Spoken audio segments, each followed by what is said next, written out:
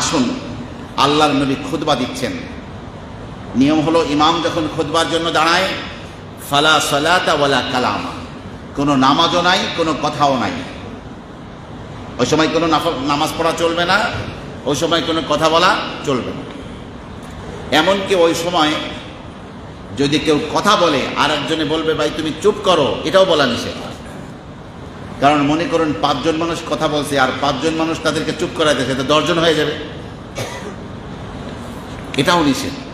কিন্তু এক সাহাবী আল্লাহর নবী খুতবা দিচ্ছেন, এসে বলতেছে ইয়া রাসূলুল্লাহ, আমি একজন ভিনদেশী মানুষ, আমি দ্বীন এবং ইসলাম সম্পর্কে কিছু প্রশ্ন করার জন্য এসেছিলাম। আমি জানি না দ্বীন কি, ইসলাম কি, ধর্ম কি। আল্লাহর নবী দেখেন যে লোকটা নতুন আসছে, ইসলাম সম্পর্কে কিছুই জানে না। সেখানে খুতবাকে সেখানে স্থগিত করে খুতবা থেকে নেমে ওই লোকটার সামনে গেলেন, দীর্ঘক্ষণ তার সাথে কথা বললেন, ইসলামকে বুঝিয়ে দিলেন। এত দীর্ঘ দাঁড়াতে পারে না বলেই সাহাবীরা বলেন যে এমন একটা চেয়ার রাসূলকে দেওয়া হলো যার পায়া হলো লোহার।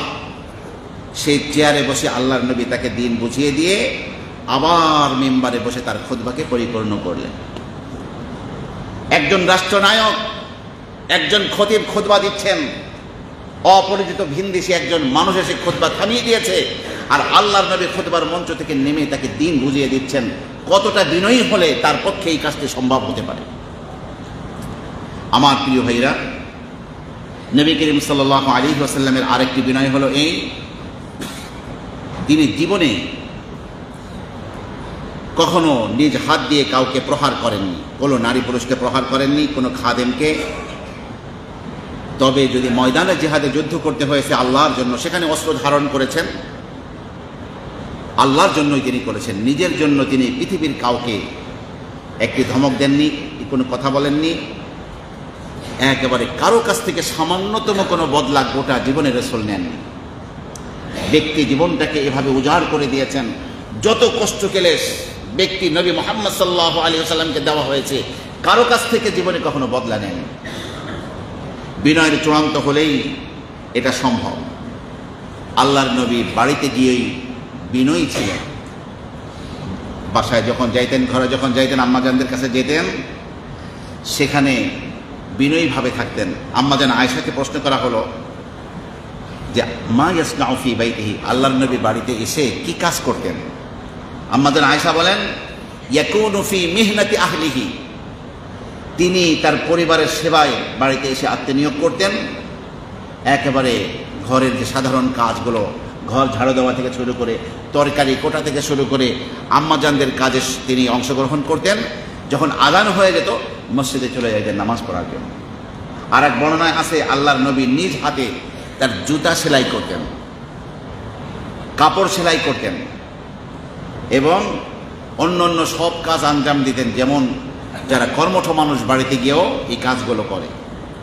যেই নবী এত ব্যস্ত উম্মতের জন্য, যেই নবীর জিন্দেগির প্রতিটি মুহূর্ত সেকেন্ড উম্মতের জন্য অত্যন্ত দামি, সেই নবী বাড়িতে গিয়ে স্ত্রীর সহযোগিতা করছেন, বাড়িতে গিয়ে তার কাজে সহযোগিতা করছেন, ঘর ঝাড়ু দিয়ে তাকে সহযোগিতা করছেন, বিছানাপত্র ঠিকঠাক করে তাকে সহযোগিতা করছেন। এই বিনয়ী রাসূলুল্লাহ সাল্লাল্লাহু আলাইহি ওয়াসাল্লাম ছিলেন। আম্মাজান আয়েশা বলেন যে এক যুদ্ধে আমি রাসূলের সাথে ছিলাম। রাসূল পুরা কাফেলাকে বললেন তাকাদ্দামু তাকাদ্দামু, তোমরা আগে যাও। সমস্ত কাফেলাকে সামনে পাঠিয়ে দিয়ে আল্লাহর নবী পিছনে থেকে গেলেন। আয়েশা সিদ্দিকা তার স্ত্রী তার সাথে ছিলেন। আয়েশাকে বললেন যে চলো আয়েশা, আমরা দৌড়াদৌড়ি প্রতিযোগিতা করি কে আগে যাইতে পারে। আমাদের আয়েশা বলেন আমার তখন গায়ে গোশত কম ছিল, আমি চিকন একটি মেয়ে ছিলাম। আল্লাহর নবী সাল্লাল্লাহু আলাইহি ওয়াসাল্লামের সাথে আজকে দৌড়াদৌড়ি করে রাসূল আমার সাথে দৌড়িয়ে পারলেন না, আমি ফার্স্ট হয়ে গেলাম, আমি এগিয়ে গেলাম। আল্লাহর নবী চুপচাপ এটাকে সহ্য করেছেন, কাফেলার সাথে এসে মিললেন। ঠিক আরেকটি পরবর্তী এক প্রোগ্রামে আম্মাজান আয়েশাই হাদিস বর্ণনা করেছেন যে ওবারও আমার নাম লটারিতে আসলো, আমি রাসূলের সাথে ছিলাম। আজকেও তিনি কাফেলাকে সামনে যাইতে বললেন আয়েশা চলো আজকেও প্রতিযোগিতা করি কে আগে যাইতে পারে দৌড়াদৌড়ি করে। তা আম্মা জান আয়েশা বলেন, আমি তো আগের মতো আর নাই, একটু গোস্ত হয়ে গেছে শরীরে। আজকে প্রতিযোগিতা করে আমি রসুলের সাথে পারলাম না, রসুল ফার্স্ট হয়ে গেলেন, আমি ফেল করলাম।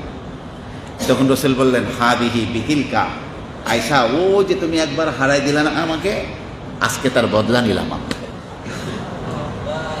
আমার প্রিয় ভাইয়েরা, রসুলের সাথে হাসি আনন্দ করা, এই বিনয়ের চরিত্র রাসূলুল্লাহ সাল্লাল্লাহু আলাইহি ওয়াসাল্লামের মাঝে এভাবেই ছিল।